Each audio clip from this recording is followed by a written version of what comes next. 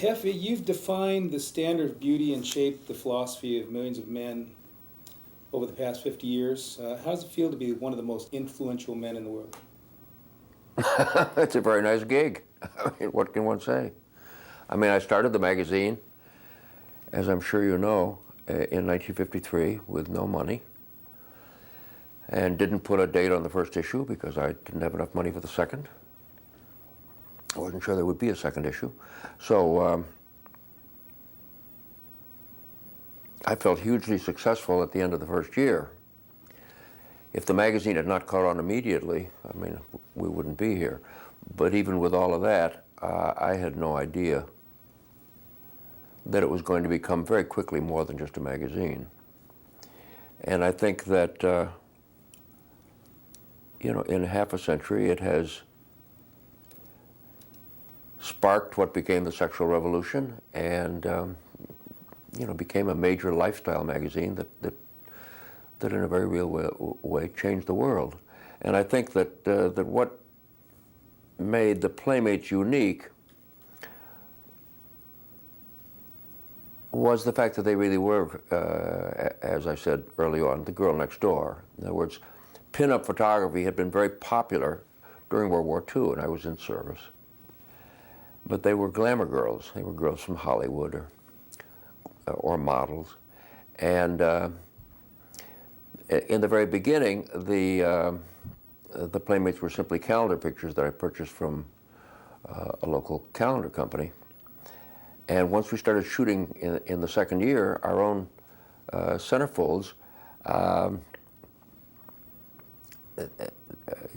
the very first one was Janet Pilgrim, and she was working in our subscription department. And we told a little story about her. And what we said quite simply was that beauty is everywhere. You know, they're on your college campus, they're working in your office, they're living right next door. And it's that universality and the very natural nature of beauty that I think had tremendous appeal for our readers and helped set the Playmate apart. So, with that said, what is your definition of Playmate? Well, I think she's the all-American girl, though she may not necessarily come from America. And in a certain sense, she's an all-California girl, too. A significant number of the Playmates have come from or wind up in California. It's an outdoor, very wholesome,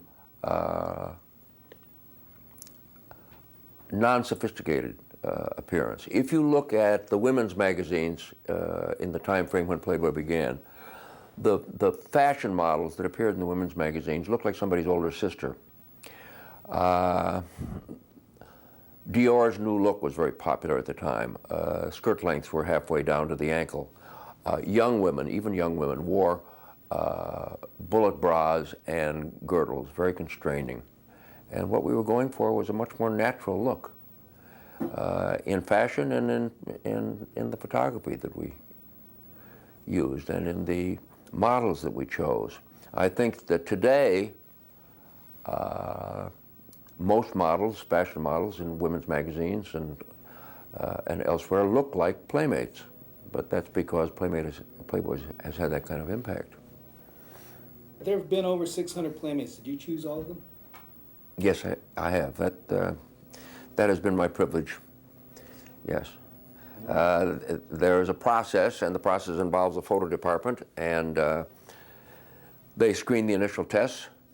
But before we go to a centerfold, I approve it, and before the centerfold is published, I approve it.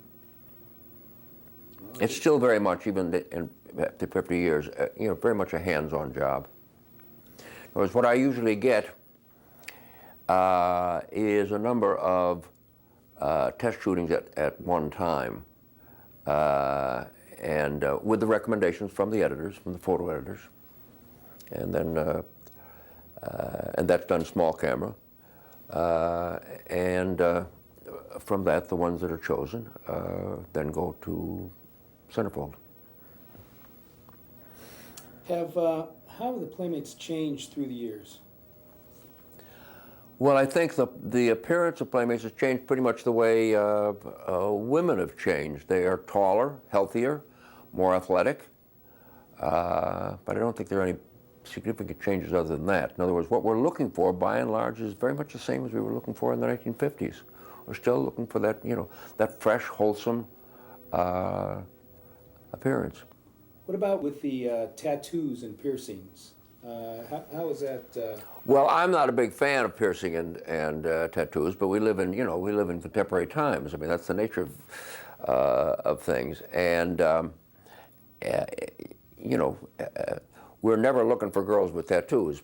And there was a point in time in which a tattoo or body piercing was something that could literally get in the way of being chosen. That's not true anymore. Those tattoos and piercing are so popular and commonplace now that one goes with what is the way of things. I mean, it's rather like silicone. I think that breast enhancement was something that we avoided for a long time. But you reach a point where one has to live in contemporary times and has to go with the realities of and the way of things. As a matter of fact, there was one girl on the search. She had a Hugh Hefner signature tattooed on her stomach. Any idea how she got that? She had it she had taken it to the parlor from an autograph. A number of the women from Who Wants to Be a Millionaire were here for a party because we did a pictorial on them. And one of them had a bunny. I do think the bunny trademark is probably the most common commercial trademark that appears as tattoos on women all over the world. And she had a tattoo of a rabbit, and she asked me to sign it at the party. And it was on her backside, and I, being a good fellow, I signed it. And the following week, I heard from a couple of the other girls that she'd gone out the next day and got the signature tattooed. We live in strange times. It is one of the things that is most remarkable for me, and with which I take a great deal of pleasure, is the extent to which the magazine and the bunny trademark have become so much a part of our pop culture. It is everywhere. You find the rabbit in the most remote parts of the world. There was a picture in National Geographic about 2 years ago, a full-page, full-color picture of a native in the primitive part of Africa, and he had a gold tooth, and in the tooth was the rabbit. He is everywhere. Did the Anniversary Playmates hold a special place with you and with Playboy? I think it depends on the individual. I mean, there are individual Playmates who were Playmates of the Year or were Anniversary Playmates that held very different and hold different special meaning for me. And there are other Playmates who don't have that particular significant connection that are equally or even more important to me and to the readers. I mean, Pamela Anderson was not a Playmate of the Year and was not an Anniversary Playmate, and she is certainly one of the most memorable. Marilyn Monroe was the very first Playmate and the most memorable, but she wasn't from an Anniversary. How important is the 50th Anniversary Playmate? Well, I do think, yes, that this is our biggest celebration and our biggest anniversary to date, without question. I think we probably have to get to the 100th anniversary before we top this one. A half a century is quite remarkable, and the fact that I'm around to see it and celebrate it is quite wonderful. I started the magazine when I was 27 years old. To have the magazine still so successful, and in many ways more successful today than any other time. I think that the impact of the magazine and the mark are more apparent today than at any other time. I just got copies yesterday of major features that are in the current issue devoted to Playboy, in the French version of Vogue and the Italian version of GQ. This is a very special time, and we're going to be celebrating it for a full year. The hangover is going to be incredible. How important is the feedback from the internet to you? Very important. I think one of the things that's unique about the internet is that you get, immediate feedback from your audience.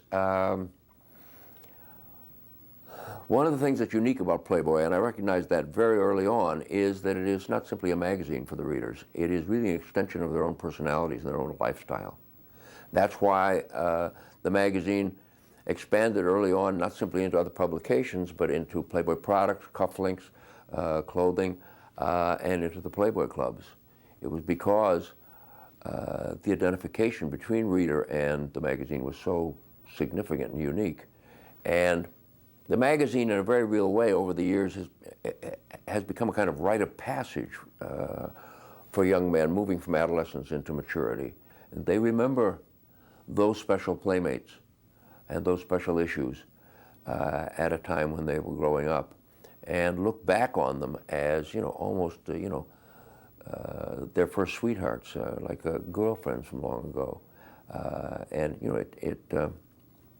I hear these wonderful stories about the first issues that both men and women have, the first time they saw the magazine, whether it was in their father's shirt drawer, or whether it was hidden or out on the table.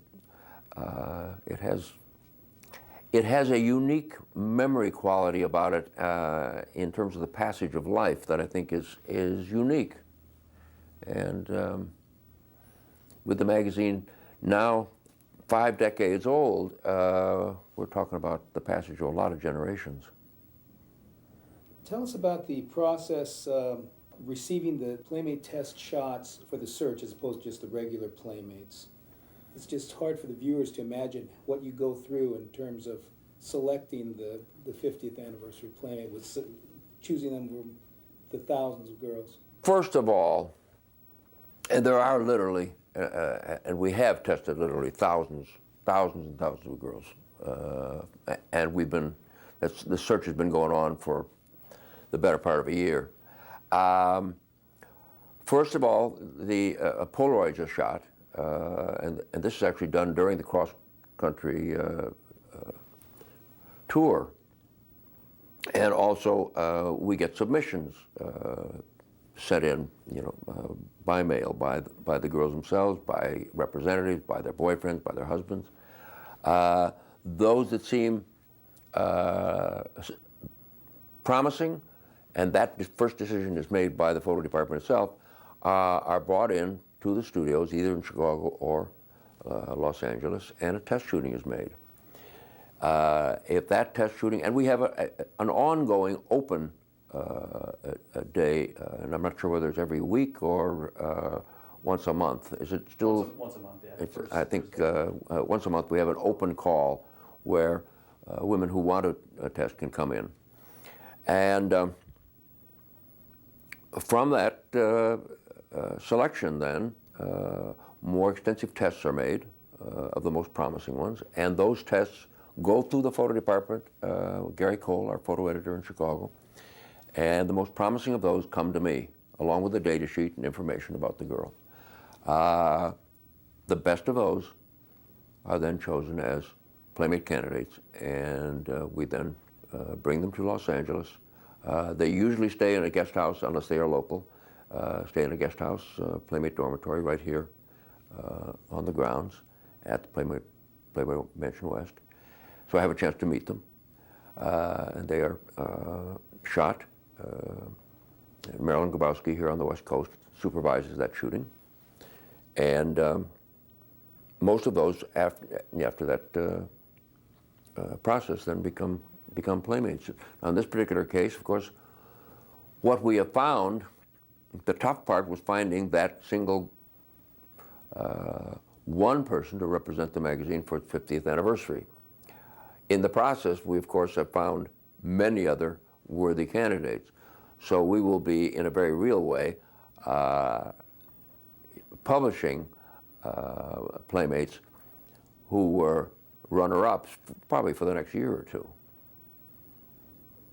How difficult was it to make the choice, first of all, on the 50th anniversary Playmate?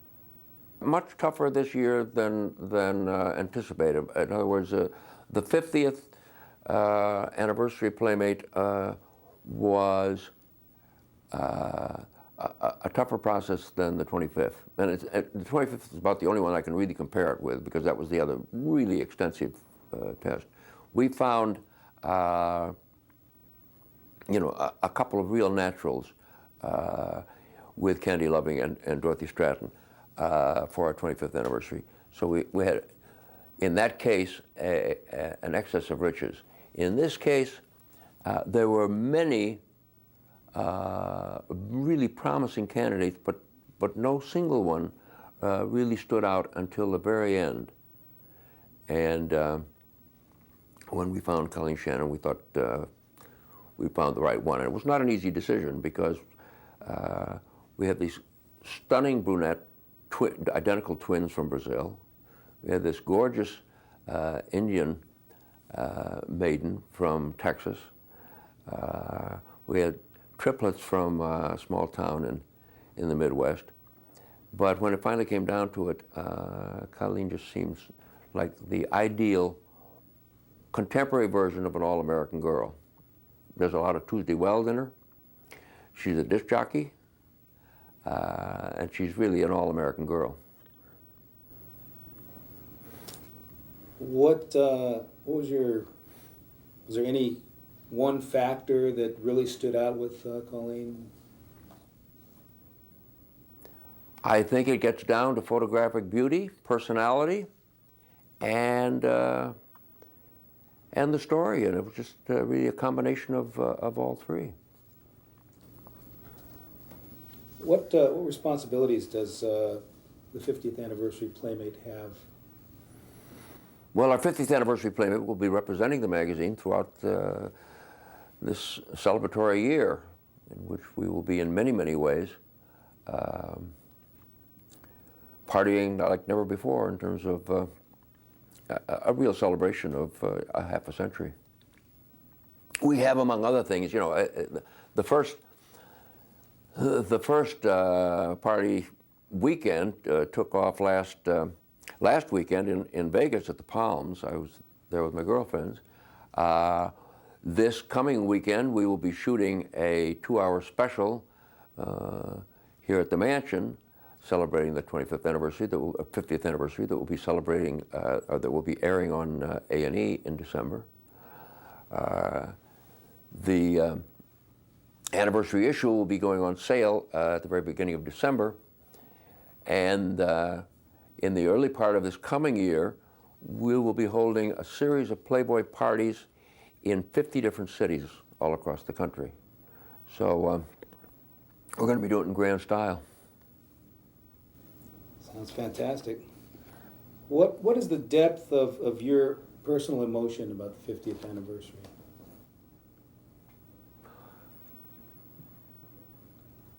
Well, it's a little overwhelming. In other words, it's difficult to believe that it has been half a century. But time flies when you're having fun. And I've been having a very good time putting this magazine together, and for what now, is 5 full decades, and it's still all a little unreal for me. I'm a kid who dreamed impossible dreams when I was young. Raised in a very typically Midwestern home. I escaped into dreams and fantasies at a very early age, very influenced by movies and the music of my childhood, a very romantic childhood. Certainly the dreams were. And at the same time, I could not have imagined, when I started the magazine, even in the smallest kind of way, I could not have imagined what was going to come, and the impact that it would have, and the impact that it would have on my life, and how it would change the world. It is a source of tremendous satisfaction for me, and at the same time I wake up every day and pinch myself. You know, it's still a little unreal. And in many ways I consider myself the luckiest guy in the world.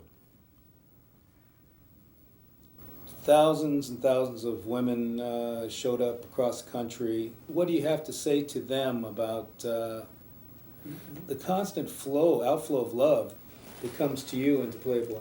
Well, we talk about Playboy as a family, and in a very real way it is. And I think that includes not simply all the playmates and all the people who work on the magazine and work for the company, but it also includes all the fans and the readers. I think that Playboy really is a lifestyle magazine and reflects an attitude on life, a kind of a celebration of life. It is a response to some extent to our own Puritan heritage. I was raised in a very typically Puritan home in which play and pleasure were suspect. And I think that Playboy is a response to that. And I think that the message in the magazine, and the message that I would express to the women, is that becoming a playmate is just one part of what life is really all about. But hold on to your dreams, because it is the dreams of the possible that makes life worthwhile. And it is one of the things that sets us apart from the lower animals. Hold on to your dreams.